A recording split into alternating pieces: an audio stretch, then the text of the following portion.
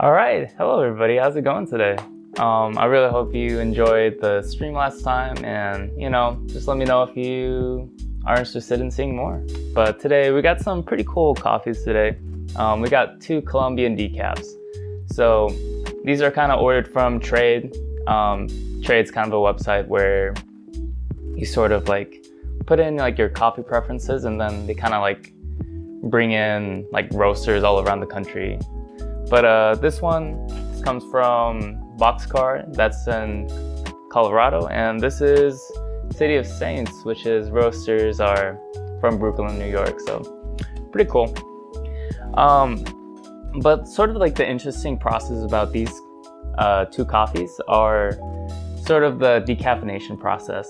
As you can see from here, it says Sugarcane E.A. This one just says EA natural, but it's basically the same process.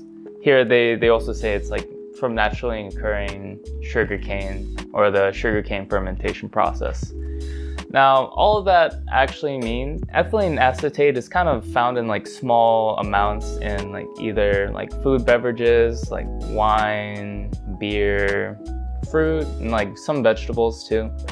So basically what they do with the sugarcane is they ferment it and they get ethanol, which is pretty much alcohol from sugarcane, and then they kind of mix it with acetic acid, which is basically vinegar, and to make ethylene acetate. So that's how they naturally source ethylene acetate. So that's the EA in the name, and that's why they call it like a natural process. Pretty much it's just a solvent process where you take the unroasted green beans that after that coffee processing, this goes through like another process for decaffeination.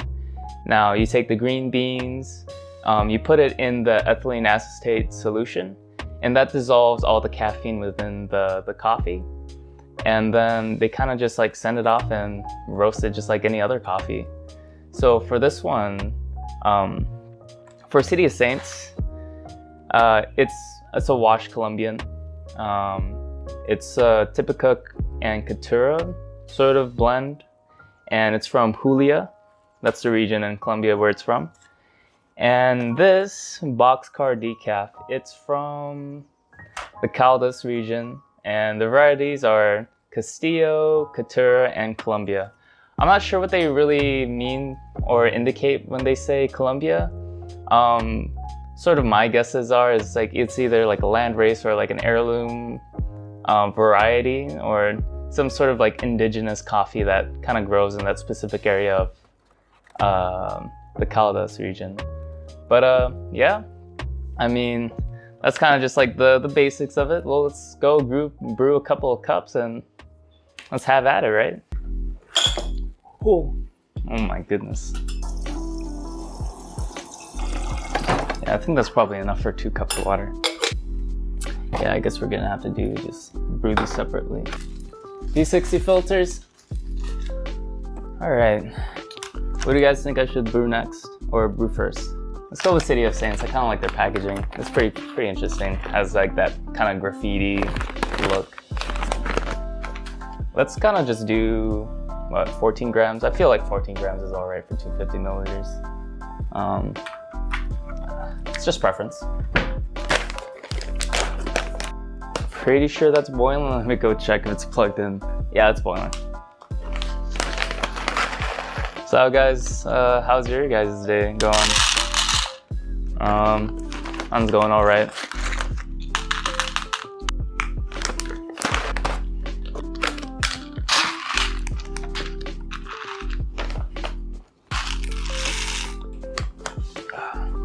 I kind of usually like to stand up while grinding. Kind of makes it a little bit easier. But I guess I can grind with you. Yeah, also another thing that's also pretty nice is that they give you a roast date. So this is roasted on the 10th of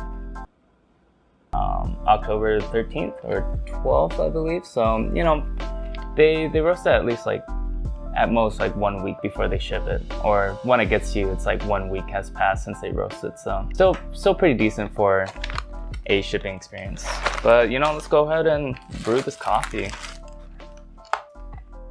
Having a roast date is really important to having like the most fresh coffee. If they don't have a roast date on it, how do you know when they roasted it? Could have been on the shelf for years. Okay, so you know, for me, always rinse your filter. General rule. Just get the paper flavor out of the way. Okay. Initial thoughts. It's pretty tangy, I guess, from the smell. And it's 250. Set that off to the side. I'll still time it, but we'll just leave that there while we get prepared for like the Boxcar.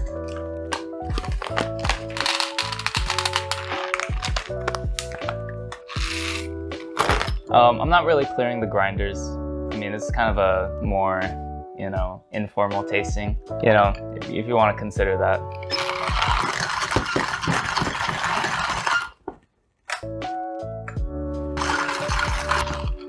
Man, it's tough work, dog.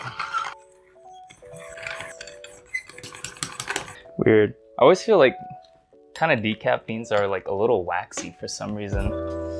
I don't know. Maybe that's just me.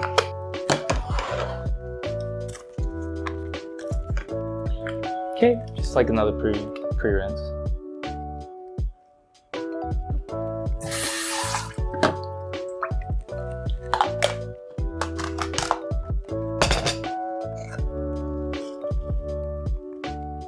Now it's still pretty interesting. Even though they are decaffeinated, they still have like CO2 in it, so it does sort of still make sense to cause a bloom. But I guess compared to normal coffees, since like there's caffeine in it, I think caffeine is another factor to produce more CO2 during the roasting process. But that's still something I'm still unsure of, because as you can remember, if you guys watched the stream about the world's largest coffee tasting, there was like a Robusta in there. Robustas generally have more coffees, but the bloom was insane, dude.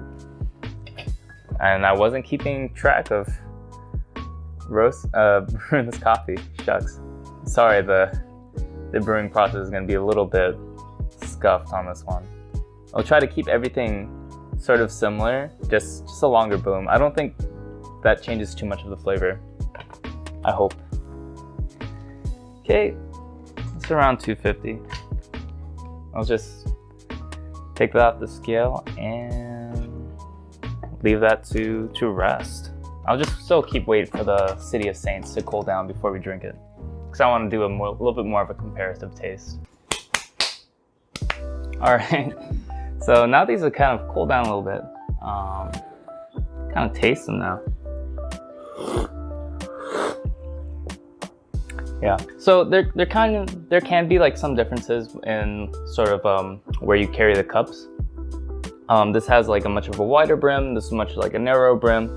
So it sort of changes the aromatics and sort of like experience that you have. But in these cases, it's not that important.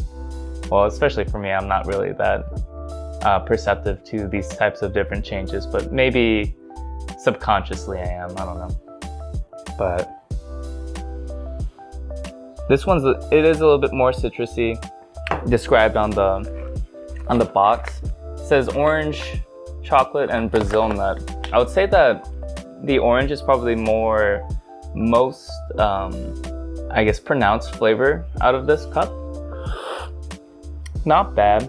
You do get some of the chocolate notes at the end, but it's still basically mostly orange that you get. I wouldn't say I'm that crazy about it. I do like some of the fruitier coffees, but maybe citrusy, or at least orange in this case, is not necessarily my favorite. I know there's a lot of like candies with like orange and chocolate, which is kind of interesting if you're into that, but that's definitely what this is. So sort of smelling this right off the bat after tasting it, it's very chocolatey, and It's a little bit more sweet compared to, it's like a little bit more smoother, but then kind of has like that tartness of it. Let's see what it tries to say. Caramel, chocolate, and ripe berries. So that's probably the tartness that I'm tasting at the end of it. Like it's a little bit more, yeah, it's a lot smoother, and sort of like the finishes of it is like caramelly.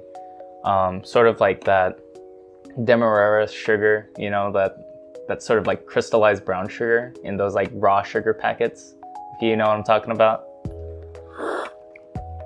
I think that's what I'm kind of perceiving it as, the caramel. There are some hints of chocolate, but that's kind of just like the general coffee flavor that I'm tasting in both. Yeah, and definitely those ripe berries, it does have like that tartness. So I think overall I kind of prefer box coffee a little bit more. Just out of these two specific types, but I would say that in terms of quality, or I guess like closeness to the coffee experience, I would kind of give it to City of Saints. I don't know. There's some sort of like artificial characteristics to this that kind of feels weird. I don't know, I can't really put my finger on it, but I guess like, especially with the grinding, it feels just like very waxy, or it feels like I'm sort of like getting stuck while I'm grinding. But I don't know, that's just some sort of small minor nitpicks of it. I'm pretty sure this is still kind of true to its nature in being a natural processed Sugarcane E.A decaffeination. These both kind of have like that general, I don't know how to say it. There's like you can tell that it's decaffeinated. I'm guessing that's sort of like the caffeine bitterness like removed from it, but there's like another underlying like decaffeinated like sourness almost that I've kind of experienced with like a lot of decafs, or just decafs in general. But overall, I'm gonna have to give it to the Boxcar here.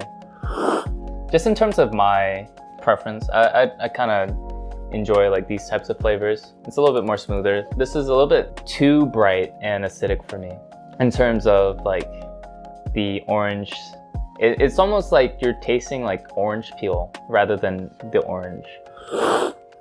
You taste some of the nuttiness and some of the chocolatiness, but sort of like wrapped around with like an orange peel or on top, or like orange zestiness. So if you're into that, go ahead and check out City of Saints, the Decaf Columbia. I know they actually have a different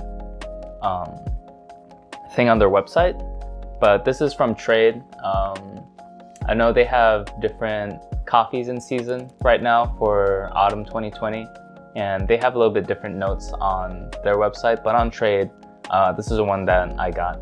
Some pretty modern flavors, but still unfortunately have that decaf taste, which I'm not sure how you could get rid of it, because you are missing caffeine in the coffee, which actually adds to the flavor of coffee. Yeah, crazy, right? But yeah, that's kind of sort of been it.